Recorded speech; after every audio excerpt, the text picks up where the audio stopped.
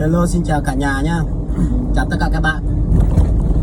Lại là mình đây, Chỉnh đây các bạn ơi. Hôm nay mình quyết tâm và sẽ đi một chuyến lên Yên Bái. Các bạn biết là đi Yên Bái thì các bạn biết là gì rồi. Ở trên Yên Bái hiện đang lũ lụt ở trên đấy, thì bây giờ cũng khá rồi, bây giờ cũng ổn hơn rồi. Nên là hôm nay em sẽ đi lên Yên Bái.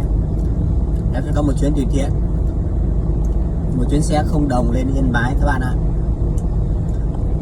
Nếu như bạn bè Yên Bái các bạn nhìn thấy mình và các bạn là người quen của mình và những bạn bè trước đây của mình thì các bạn hãy chào đón mình nhé.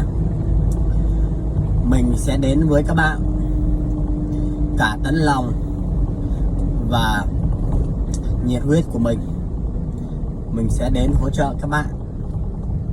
Có thể là trong ngày mai và là tối nay thì mình sẽ đến. Thì bây giờ mình vẫn chưa lên đường. Bây giờ mình cũng chỉ đang đi chở đồ thôi.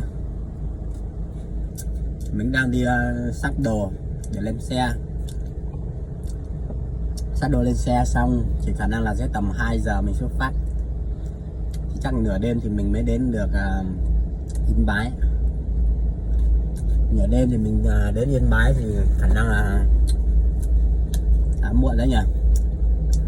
Các bạn nào ở Yên Bái cho mình xin một điểm dừng chân nhá, một điểm dừng chân hoặc là một nơi nghỉ ngơi để sáng mai, trưa mai thì mình về. Bạn nào ở Yên Bái cho mình xin một điểm dừng hoặc là một nơi nghỉ ngơi trong tối nay nhá. Chiều nay mình xuất phát. Mình ở Hải Phòng thì Hải Phòng đi lên Yên Bái thì có thể mất tầm 6 tiếng.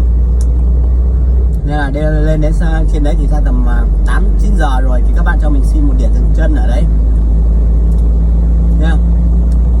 Ok, các bạn hãy theo dõi hành trình của mình. Mình sẽ có những thước phim. Mình sẽ có những thước phim hành trình này. Các bạn hãy bấm theo dõi mình hoặc là kết bạn luôn. Và các bạn ủng hộ mình nhé. Hành trình lần này thì cũng khá là xa và mình thì đi một mình, thì các bạn hãy theo dõi mình nhé. Xin chào và hẹn gặp lại các bạn ở thước phim tiếp theo của mình.